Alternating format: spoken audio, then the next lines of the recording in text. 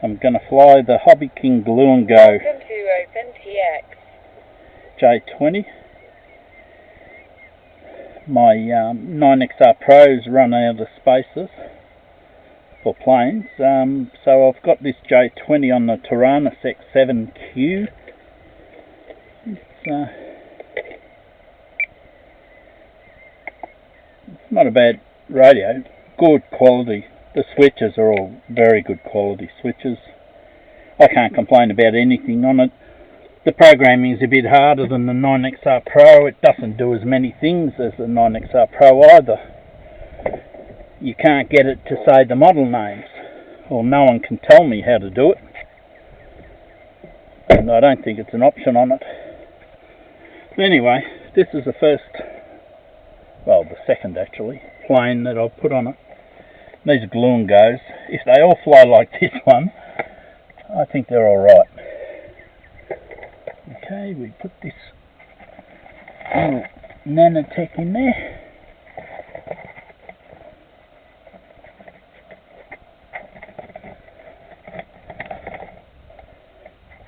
This has actually got one of the old Hobbyking Blue Series ESC. I've had it for years. The only ones that lasted of the Hobbyking ESCs. But I can't turn the brake off. The brake's stuck on. It won't let me change it. Anyway, this model, I actually don't use the flysky stuff. I don't need it. I only fly planes within 500 or 600 metres max. So I've actually got flysky in the back. And the receivers that I use, they're good for about 1,000 metres. And they cost $10. So they're my go-to, flysky. I've got about 3, maybe 4 flysky ones, but they're $35–40 each. You know, I can buy 4 flyskys and I have no problem with them. So flysky is no good to me.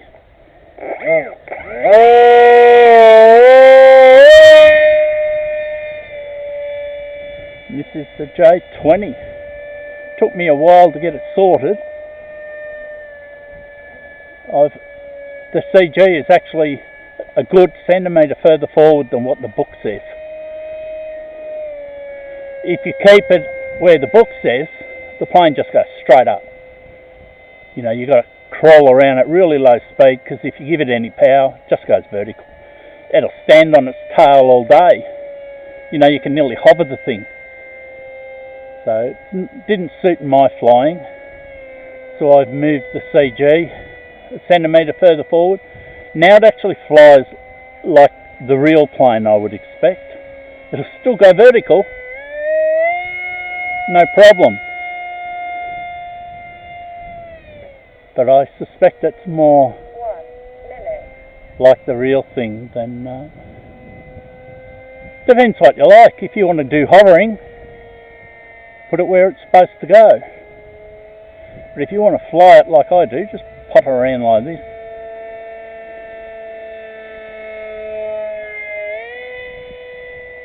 Flies brilliant. It's another one of them banggood motors, 2450 kV, 6x5 2-blade prop. I had a 3-blade in there, but it made a lot of noise and didn't really do anything. So I put the 2-blade on it. Now it just flies fantastic. See, that's hands off. This flies just great. Like I said, if the other glueNgo models are as nice to fly as this, I'm going to get them. Because this thing delivered is about $40. Well, foam board where I live costs you $15 a sheet. 2 minutes. So I'm better off to buy this stuff. And I reckon the foam board this one's made of is EPP. I reckon it's a real stiff EPP. It didn't like super glue, which surprised me a little bit.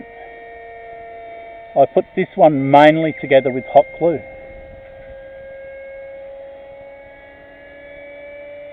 Super glue just didn't do anything. I was using thin because, well, I didn't have any thick. I've ordered some. Not bad though for a $40 plane. The servos, 2 servos in it, of them Tower Pros, $1.80 each. The motor cost, I think it was $6. The prop's about 60 cents. The prop's from Hobbyking. The speed controller's the dearest thing in it, and I wouldn't recommend anyone get them. I recommend you get your speed controllers off eBay. I've had no problem with them. Especially the mystery ones. I've had no trouble with the mystery ESC. The only trouble I've ever had with them is when I've crashed the plane and the wires got pulled out of them. You can't blame the speed control.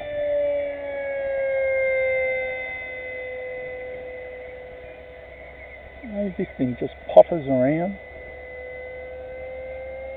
And it'll still go fast.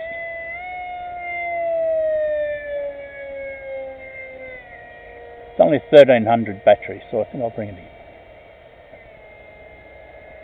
And the brakes on. Oh, that's another thing. You've got to keep the prop turning or you can't control it. It's probably one of the reasons why I've tried to get the brake off. If there's no airflow over the tail, it's very hard to control.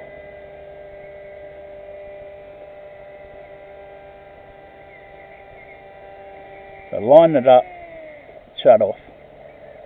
So I've got no control. Got to keep that thing going. Nearly hit my own fucking car. How long was that? 4 minutes.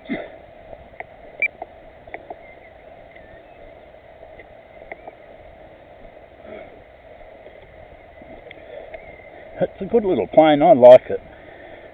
It needs to have an alarm set for 3 minutes, so you know to bring it down.